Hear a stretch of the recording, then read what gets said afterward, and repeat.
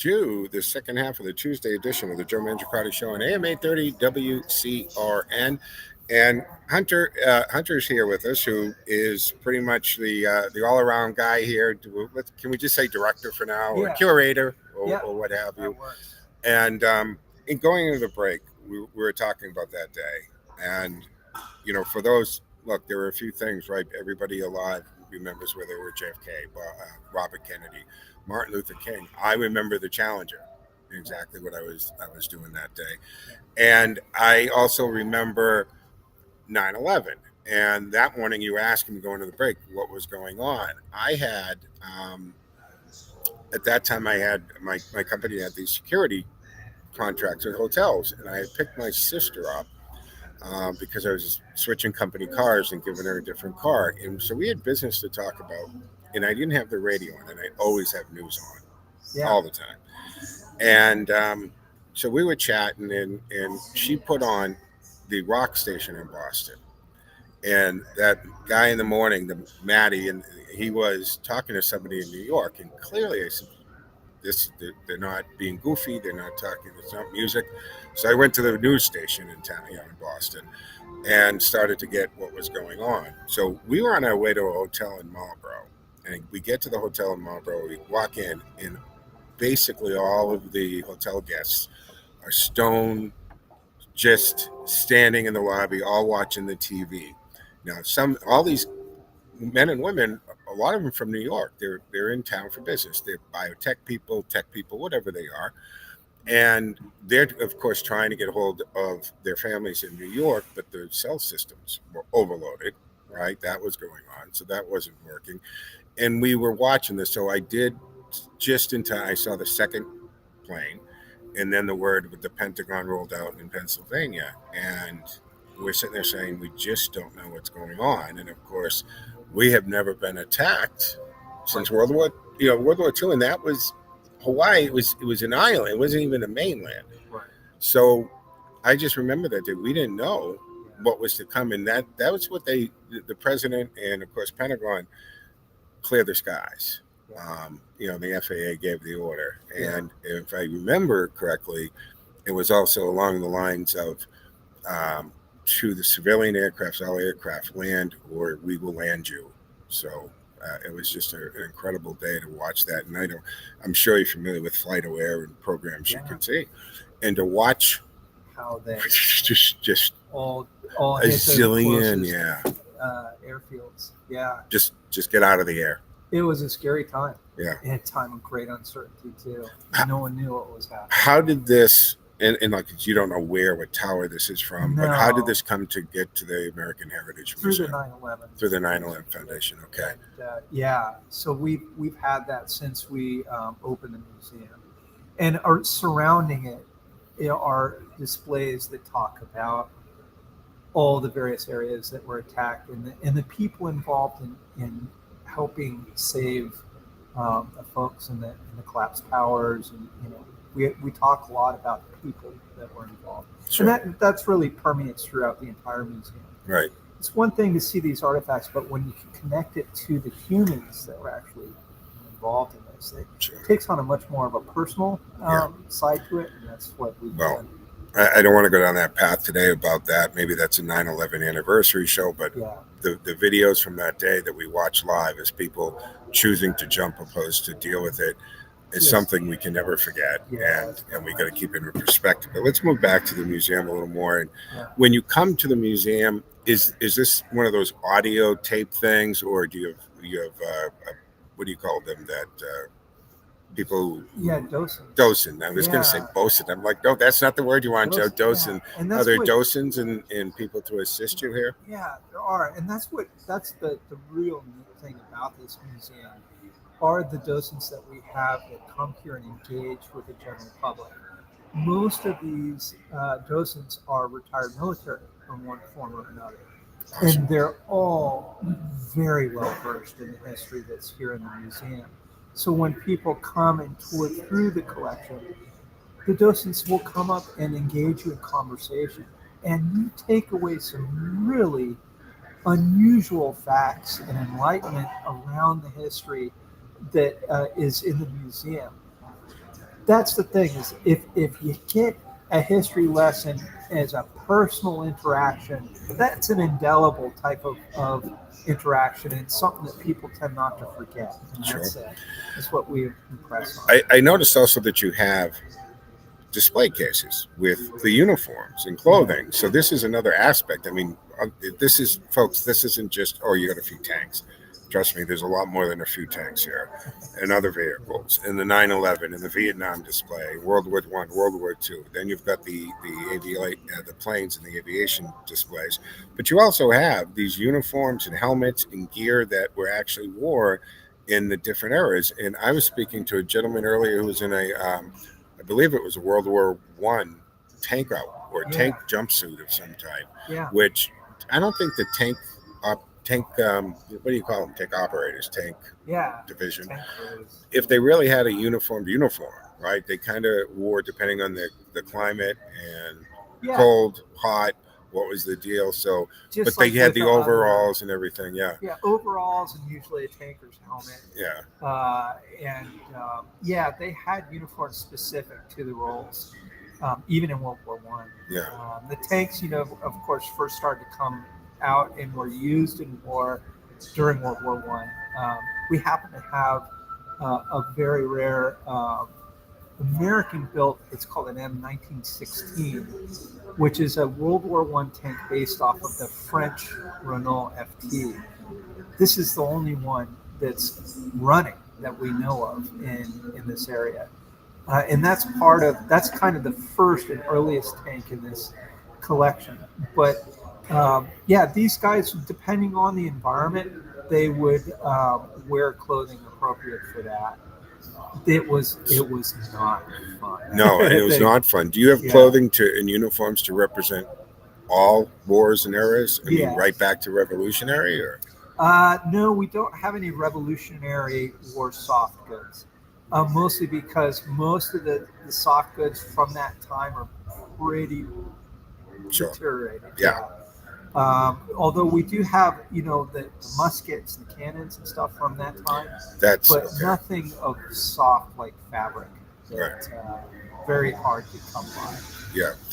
Of course, I would think those reenactment organizations would have a field day here, right? I mean, they would. Is that something you ever bring them in? Or? Yeah, we do a lot of that. And actually coming up, starting on May 24th and 25th, that's our first Living History event weekend. Okay. And this kicks off basically a season of Living History events where we have reenactors from all types of, primarily around World War II, but from all different regiments.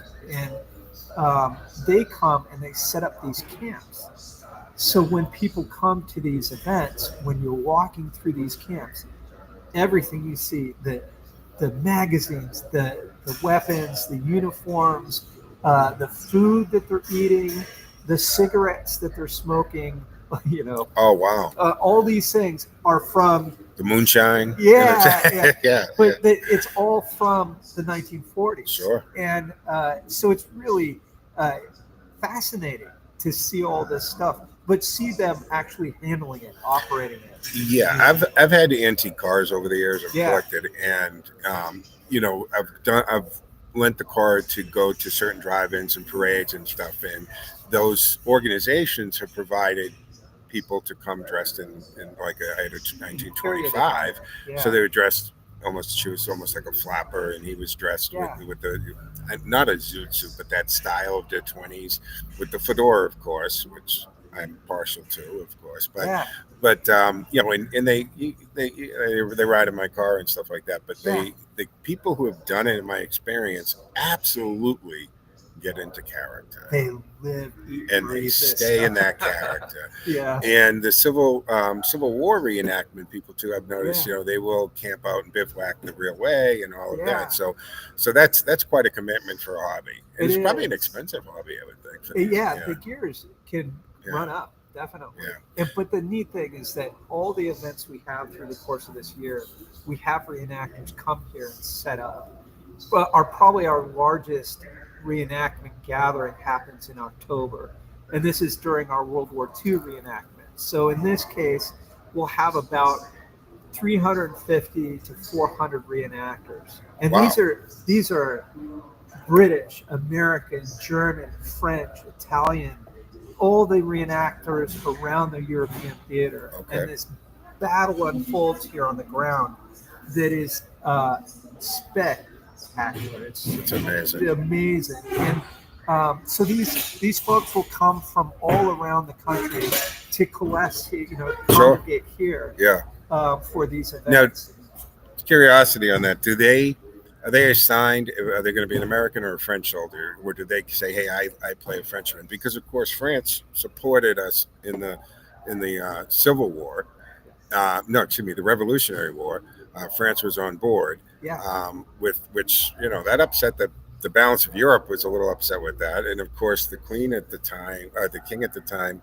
I'm confusing my words. The Civil War, the Queen was actually in support of the South because they wanted cotton, and so that was awkward for us, right? And of course 1812. But I want to remind our listeners that we're broadcasting from the American Heritage Museum in Hudson, Massachusetts, and you can go online to AmericanHeritageMuseum.org to find out details. You have some great pictures, explanations on the history on there. Wednesday through Sunday, 10 to 5, and they can buy tickets in advance. What's the price point for something like that? $22 for adults. $24. And do you have things for like a Boy Scout troop or a party or an organization that wants to come as an event? We do. Okay. Yeah. So we have lots of space for events, and also we, like for instance with the Scouts, we have a merit badge program here that we offer the Scouts, and other types of things, and that also falls under our educational group, and so we offer a lot to the Scouts and general schools and educational groups as well. Well, that's we're against the clock here. We're going to take our third and final break in a second, but I was wondering about that in connection to schools, and whether the schools lean on you because it's a curriculum ready here to be tapped into at any time. Yeah. But we have to take our third and final break here on the Tuesday edition of the Joe Mangiacotti Show here on AM 830 WCRN. Stick with us. We'll be back in 2 and 10, folks. That up. Let me do something real quick. Somehow this went out in the middle, so we lost you. Are you riding in a tank today? Good.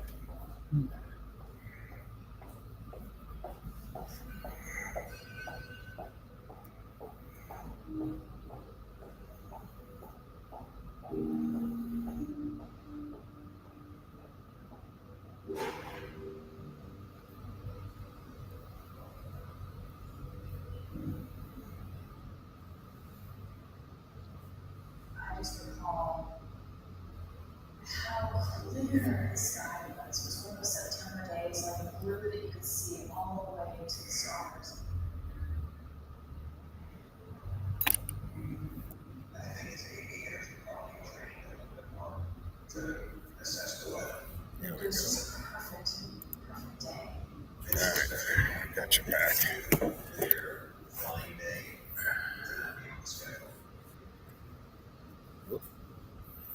Good to get you in there. There you are. The blue light kind of throws things off a little bit. Yeah. Let me take this away. And that looks good. That day, neither SAS nor I were actually scheduled to fly. yeah, you got a little bit more of a blue tint than I do there, for some reason. All right, we got 20 seconds. And we'll go back. Last segment. What do you want to concentrate on? What do you really want to touch that we haven't yet? Well, let's talk a little bit about World War II of the war. And Know this. Get your free human rights booklet today. Go to humanrights.com. All right, folks, welcome back here to the fourth and final segment of the Tuesday edition of the Joe Mangiacotti Show here on AM 830 WCRN. I'm Joe Mangiacotti. You can join the conversation for the remainder of the hour at 508-871-7000.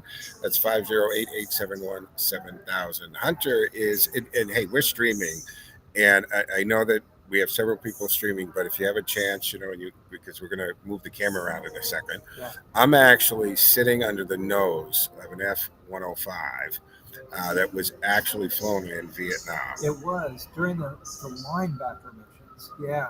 And I heard there were signatures from the pilots Yeah. actually under the wheel well. Yeah. It's pretty special. This plane, among hundreds of other 105s. So these missions were particularly dangerous in the Vietnam War. Basically, the job of the 105 pilots was to fly as low and fast over North Vietnam as they could go. And the intent was to try and trigger surface-to-air missile sites. So the radar would light up on this plane. And once it did, they knew where the source was coming from. Sure. And that's how they were able to target a lot of these radar sites. So they were, in essence, flying decoys. So a lot of them were shot down and thrown into that famous prison, the Hanoi Hilton, where Sure. a lot of the airmen resided and were captured. It's a huge plane. It's really quite large. This is one of the few that actually doesn't fly. So Right. this one is a static aircraft. Okay. Most of the planes we have in the collection are in flying condition. Sure. But this is one that is missing its engine. Well, I mean, this is a massive airplane, and Yeah. I think that we sometimes don't realize. I'm seeing the tail of an F-111 on the column over there, but we don't realize until you see one of these in person, right? Yeah. And these pilots, I mean, they're sitting on a rocket. They're not in an aircraft that has an engine. They're strapped to a rocket in essence that they're flying. How did this one come to be here? Was this part of? Yeah. So you remember Paul Allen? Yeah, actually. So Paul Allen had what's called the Flying Heritage Collection. And so this particular airplane came from the Air Force Museum, and Paul Allen acquired it. And he had it in Washington State for many years. He passed away, and his collection was broken up a little bit, and we were able to acquire it through that. Got it. And, so it's on kind of long term. Do you guys ever have kind of a communication with Wright Patterson? I mean, that's the Air Force Museum, and that's a big tourist attraction. A lot of aircraft there. Is there any communication or swapping of? Well, we're in communication with the Wright Patterson Museum and Air Force Museum, and most of the major museums like that in the country. We have communication direct, and we do. So we'll either do exchanges, or we'll help them in restoration projects, or vice versa. I was going to say they might cover you a little bit. Yeah, they might be a little jelly. Yeah. They're like, hey, what in Hudson, Massachusetts? You guys have this? What's going on? Yeah. But see, that's the thing is we're known for our ability to restore historic aircraft. So is that seems to be, because we keep going back to that, right? Yeah. You mentioned this restore. So your ability and the talent that you possess here for the restoration that's setting you apart, I'm assuming. That's the key factor. And that's actually how we got this collection to start with. Right. Is through our ability to be able to restore these complex machines back to their pristine condition. Not only restore them, but to keep them operational, that takes on a whole different task, right? To do that, and that's kind of how we came to be, and how we got this collection and these aircraft was through that. And as far as the pilots, because you have, and I haven't even been over to the hangar yet, folks. So we'll get some pictures and post them onto the station side in Joe Mangi show as well. But the pilots, where are they coming from? Because your standard private pilot cannot fly vintage World War II Yeah. aircraft, right? These Yeah. are special dispensations from the FAA and so forth. So where is that pool of talent coming from for the pilot ship? Well, for over 30 years, the real meat and potatoes of what we've been doing has been the operation of these historic aircraft. And through the touring is how we've been able to train pilots. Got it. It's a highly specialized way of flying aircraft. I mean, some of the planes we have are operated still with ground engines. You know. Yeah. So you do need these specialized pilots checked out and have in our current in operating these aircraft, and they come from around the country to fly our aircraft. And the president of the museum, Rob Collins, who is the son of the original founder, Sure. he's our chief pilot, and he is checked out in almost all the aircraft that we have in the collection. All right. So he flies a lot of them as well. But if we have a special need, like for instance, in July, when we have our Pacific War reenactment, one of the things that we fly is this very rare, it's called a OY-1 Sentinel. This plane was originally used as a medical evacuation plane in Okinawa. And Heather Penny, who is the same pilot that we featured here, who tried to intercept Flight 93, Sure. she's the one flying this plane. And so what we do is we bring her up, and Rob will take her through a series of flights to get her acquainted with the aircraft. And then she does what's called a checkout. Sure. So she'll be trained in the aircraft and then certified to fly that plane. A couple touch and goes. Yeah, Yeah. do a couple touch and Probably goes. get three is usually three Yeah. touch and goes to get you. Yeah, checked out. to get you certified or Yeah. checked out. Yeah. And so that's one example of the types of pilots that we get. A lot of they're warbird enthusiasts. So if you had a pilot wanted to get involved, and Yeah. would Collins check them out and get them It to? depends on the pilot. Yeah. Yeah. So if you have a Absolutely. good CV, maybe. Yeah. they'd come. Well, Especially a former military pilot would probably be a good candidate to help you Yeah. guys out. we've seen both military and non-military who are exceptionally talented. Yeah. But being that they're flying some of the most rare aircraft in the world, Yeah. we're pretty thorough as far as how we train Sure. pilots. Yeah. And of course, how do you? I don't want to get into the detail of the nitty gritty of this, but I'm thinking, because these are one of a kind, very rare aircraft, how do you even insure things like this? And are you able to insure them? Like, Yeah. because a lot of these things, if something should happen, God forbid, how do you ever replace that?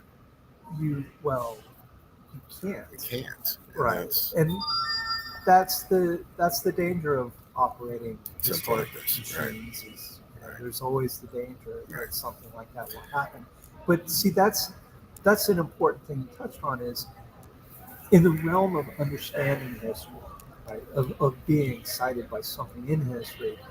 We have found that the interaction of these things is by far the most effective means to engage people in history. And that's where the worth is in having these machines operate. Sure. We're not touring anymore, so that part is behind us. Now, when you say you're not touring anymore, Yeah. now, Right. would you ever do that again? Would you ever bring the fleet out and do it? Well, we would. I'm assuming it's a logistical nightmare. It is logistically complicated and very expensive. Yeah. Although we're not touring anymore with the Wings of Freedom tour, we still have a B-17. Yeah. We still have a B-24. We still have the B-25. These are still flying aircraft. We might do a mini tour of just static display, but our days of offering flights, unfortunately, are behind us. I was gonna. Not polite to ask about money, but I was wondering, Sure. the but it's a flight per question of- hour. I mean, Oh, it's got to be thousands of phenomenal. dollars. So, say for instance, a B-17. Yeah. the operational cost per hour right now is somewhere about $6,500 per Okay. hour Yeah. just to run it. Yeah. Yeah. Absolutely. And so it's pretty expensive. Okay. As is most of the aircraft. And as far as how we get our funding, of course, Yeah. the auction, Jacques' additional collection, the proceeds from that went into this museum. And then a lot of the aircraft that we have in our collection, these were, again, mostly donated to us. Sure. And in need of restoration. Right. So again, we're coming back to that you guys here at the American Heritage Foundation you have that talent pool of people who can restore it, which I would think that's a key to a lot of these other museums don't have access to that, where you guys do. That's where our strength. So when it comes into saying, what are we going to do with this? Well, the best place, who's going to take care of it the most? Where is it going to get the most love? It's going to get it at the American Heritage Museum. They're going to restore it. They're going to keep it, and they're going to protect it. And I think that's probably something that would weigh in as a big factor. It does. Yeah. And that's how we came to be. Yeah. Really was through that. Yeah. And it keeps evolving with the expansion of the new museum in the years to come and the collection. New museum, you're going to expand more here? Oh my God. Great. Yeah, his eyes just lit up if you're not watching on the video. We have plans to build about another 100,000 square foot building. Fantastic. And that'll feature most of our aircraft.